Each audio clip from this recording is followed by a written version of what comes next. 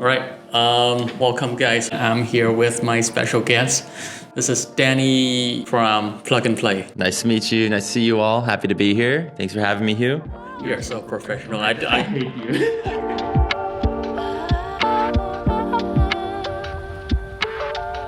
We're gonna be here talking a little bit about design, the future of design. Maybe I'm gonna touch on AI a little bit.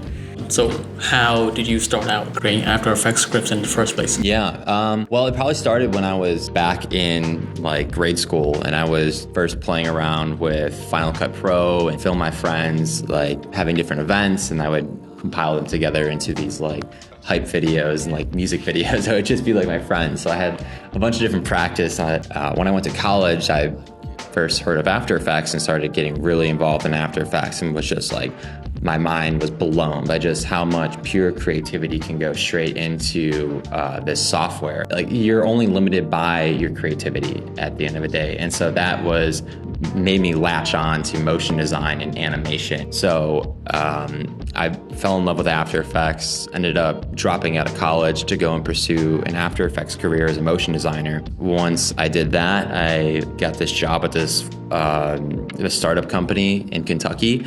And that was my first, big intro to entrepreneurship, and really helped me recognize that entrepreneurship is a big part of who I am. And so that combination of entrepreneurship and also motion design, and having a big liking towards After Effects and animation work, really kind of coalesced into me starting PluginPlay and starting to develop and produce After Effects tools and software in general. Because I know that working After Effects is a really creative endeavor. Is there any advice you can give to someone like me, or someone in the viewer who is also really interested in entrepreneurship? How can they turn that sort of creative endeavor into something that they can conduct as a business? Yeah, you're a great interviewer. These are great questions. You have a script or something here I don't know about? I think that there's the great thing about entrepreneurship is that there's no right way to do something. There's always going to be so many different businesses and approaches to a business that you can take. And I would say that if you want to get involved in entrepreneurship as a motion designer or as an animator, I think that you can take several different approaches, one of which is looking at some of the people in the industry who have found success, whether they are influencers or course makers or tool developers or studio owners.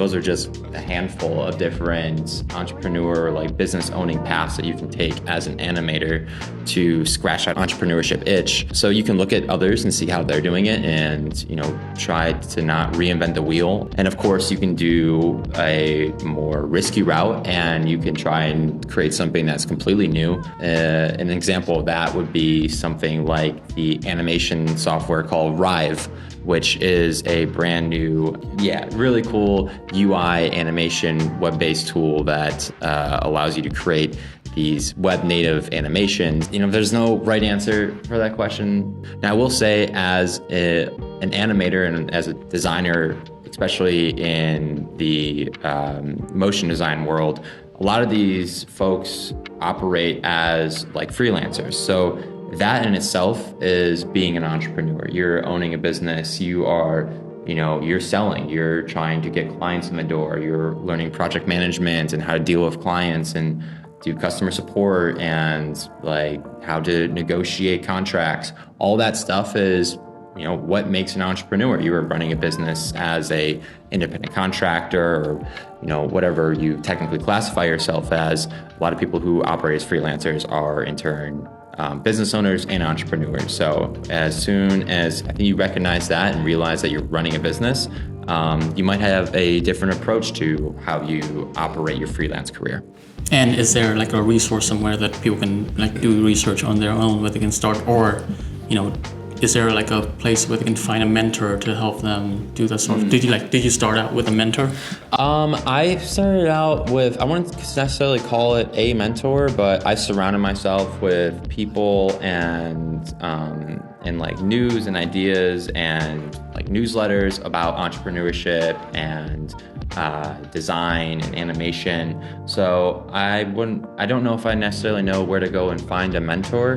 I think that might be kind of like the wrong approach. A lot of people kind of get into this idea that, oh, I need a mentor, so I'm gonna go out and find a mentor. And so they like will go and grab lunch with some successful person and say, hey, at the end, by the way, I'm looking for a mentor. And that's not usually how those like mentorships can usually form. It's usually a lot more natural, where you just gravitate toward the person and understand that they've found success and you want to replicate that or learn from them. And so it's a lot more informal than like, asking someone to marry you. Like, will you be my mentor? Like, no, just like be cool and hang around with them.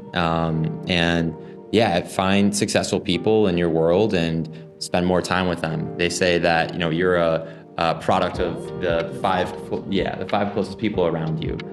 So just try to make sure those 5 people are who you want to be at the end of the day. You ever think about starting a YouTube channel? Well, news for you.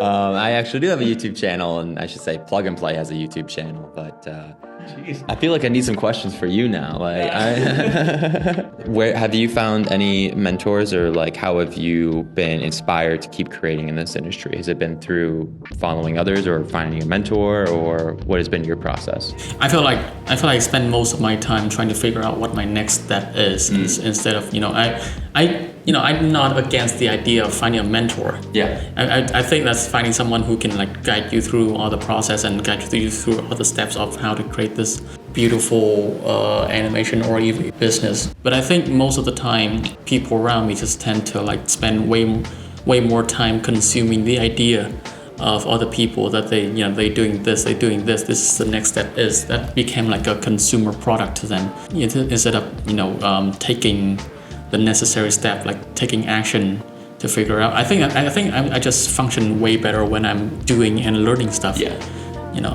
So maybe I'll get a mentor on businesses in a couple of years. But for now, I'm trying to figure out what made my brand sort of stand out, and I think that's the only person who can figure out how to do that is like myself, because you're the only one who know what your like strength points are. Totally. You're the only one who know what your disadvantages or advantages are in terms of like culture backgrounds, or like what the sort of the stuff that you've been consuming online, how that has affected you emotionally, and that's a great source of power that you can take advantage of while you trying to create your own brand. Yeah, and I think that's something that people should spend 1 or 2 days in silence, contemplating what their value is for the world and what they think that they can contribute. Yeah, absolutely. I think that there's there's a lot to be said about planning and contemplating and recognizing like where you can add value to the world and into your own specific industry. And I do think that there is a point where that becomes too much time that you're spending doing that, and you almost get into paralysis by analysis, where you spend all this time. My brother told me that one. I'm like, oh, dude, I'm keeping that one. But yeah, I think that there's a point where people are always trying to plan, what can I do? Like, how can I plan this out to make sure I can execute it to like a T and make sure everything goes okay? But, the famous Mike Tyson quote, everyone has a plan until you get punched in the face. So you can have all the plans in the world and, have all these ideas, but it doesn't matter until you start executing and start actually, putting pen to paper or, fingers to keyframes, all that type of stuff, and actually, going out and doing something rather than just thinking. But there's a balance that you need to strike for sure. So I think I've been having some conversations, really good conversation with Danny in terms of AI. I think a lot of people are also wondering about when when is AI is gonna replace us. The process now is just gonna be you trying to make yourself harder to replace, in the upcoming uncertainty that AI is going to bring about. How do you think about that? How do you think about, obviously you're working in more like a sort of behind the scene approach in After Effects. Where do you think AI lands a sort of environment that we're having right now?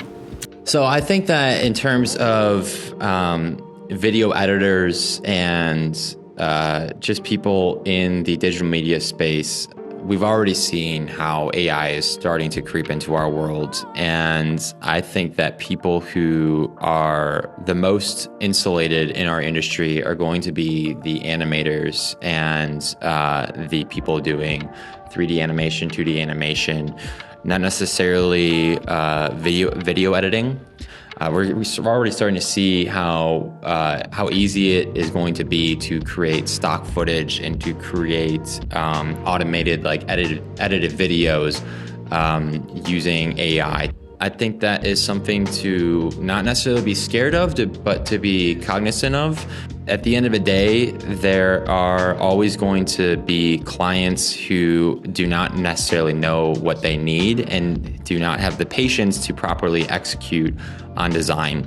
And that's a lot of where our jobs reside right now is, it's one thing to be a good animator, to be able to be a good designer, but if you're not able to properly communicate with the clients or meet deadlines, or actually see through a creative vision, the actual technicalities and artistic skills that you may possess kind of go out the door. And so I think that while we're seeing more and more AI helping designers accomplish stuff quicker, that doesn't necessarily mean that they're going to be shut out of a job. I still think that a lot of a designer's job is to properly listen to clients and then communicate their ideas into design. And so that in itself is a skill set that I don't think AI is going to be able to adequately replace anytime soon. I said at the beginning that I think that motion designers and animators are more insulated from AI than the other industries. And that's specifically because After Effects and Cinema 4D and Blender are very technical tools to use, and they produce very technical, clean results. And so with AI being able to create stock footage now, it looks really good, and it might not be perfect, but footage is never necessarily perfect. There's always going to be imperfections in a shot. There's going to be imperfections in the compression. And so it's easier to mask some of the mistakes that AI might make when it is producing stock footage, for example, or video edits.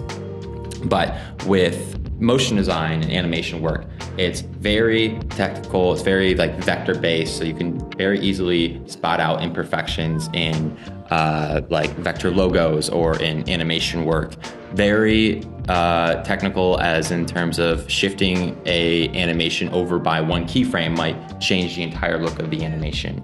And the AI doesn't necessarily know how to do that, but more importantly, the AI does not provide you a way to edit its results in a way that a typical motion designer would be able to do. So for that reasons, motion design is very nuanced, very technical, and I think that is going to be a long time before AI can adequately replace a typical motion designer or 3D artist.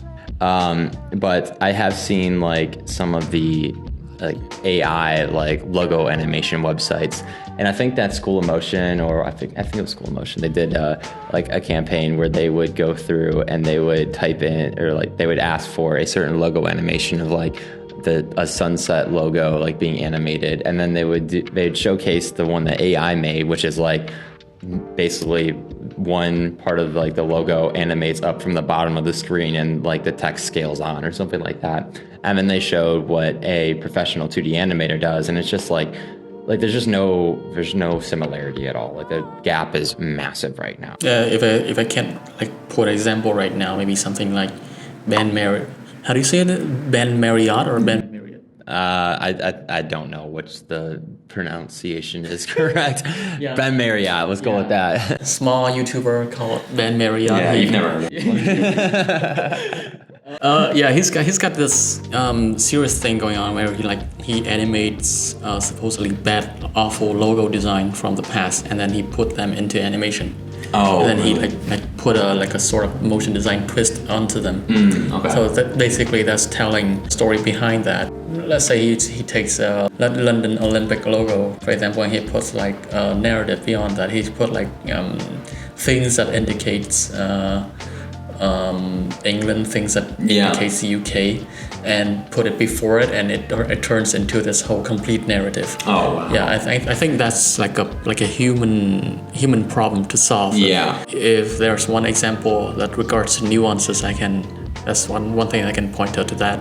For sure, yeah. I mean, it goes beyond just having the skills to create the animation, but thinking like an animator and understanding how to bring in different elements to create a story and to construct a narrative through the animation is something that that takes a human right now. That's not possible with AI, and I don't see us getting to a point where that's going to be obsolete and it can be done by a computer anytime soon.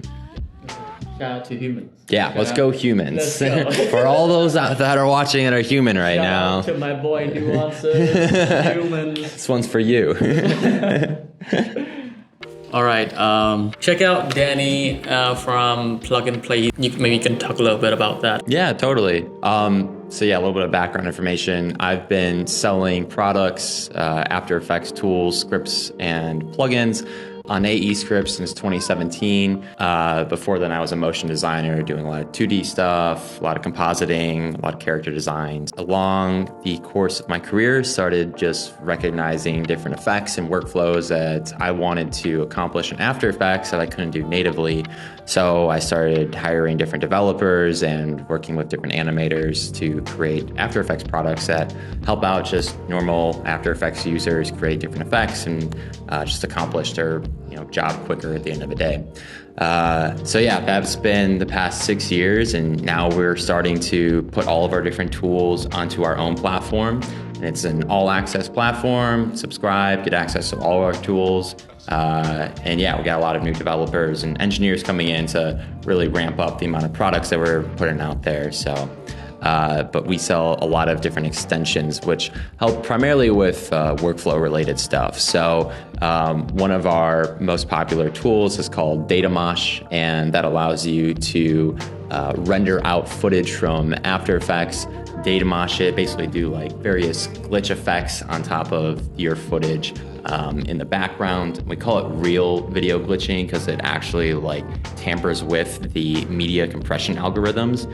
But we also sell a lot of workflow related tools such as Copy Pasta, which is actually one of our free tools available for Premiere and After Effects now.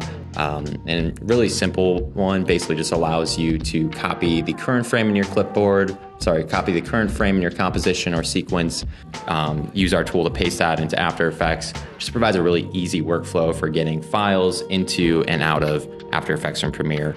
But yeah, we got, that's two, I think that we're at like 7 right now. We have a bunch more tools coming out, like a physics animation tool and also a auto editing Premiere tool that will use ChatGPT to automatically edit a long form video into certain shorter segments. But yeah, that's some of the products that we sell on there.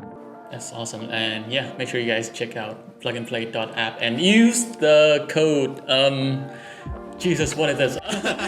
We'll put it in the description of the video. Yeah. All right, Danny, it's been a great talk. Anything you want to say to the viewers before we wrap up? Just happy to be here. Happy to be talking about cool animation stuff. I've never really done an interview like this before, so I hope it went well. Hope I shared some interesting stuff, but yeah, there's exciting stuff happening in our space right now, whether it's AI or whether it's new tools and exciting creators making awesome stuff. And seeing where it started back in 2013 when I first opened After Effects to where it is now 10 years later, It's pretty incredible. And I'm really excited to keep watching the industry grow and to keep seeing more and more talented people come in and provide a lot of value and create awesome stuff. It's super exciting. And I hope that my company PluginPlay can be a part of that and supply all the awesome, amazing, talented animators out there with high quality effects and tools to just make their job easier to do. But yeah, happy to be here. Thanks for everything, Hieu. And yeah, I appreciate you for being here and like putting out your very articulate answer to all I hope it made sense at the end my of it. questions. But yeah, I think you're an innovator in the space, and I've said it before. I really look up. Even though I'm medium, not really big on plugins, I really look up to people who like really dig behind how the inner workings of After Effects is, and just pick stuff out and create a tool that makes this whole process way better and help make life easier for motion designers out there. I think you're one of the innovators that we really need right now in this space. Thank you. I'm honored. Thanks. I'll keep creating cool stuff. Let us know if you guys have any types of products or After Effects tools that you're looking for. A lot of our best tools are sourced from ideas from the community, just from people who are looking to accomplish a certain thing in After Effects that takes forever to do, or maybe you just can't do it in After Effects. That's where we come in. But yeah, happy to be here. Happy to help everyone innovate in the space, and let's have another great 10 years here. Awesome. Cool. Right. Gonna wrap up. Thanks for watching, guys. I'll see you next time. See ya. Peace.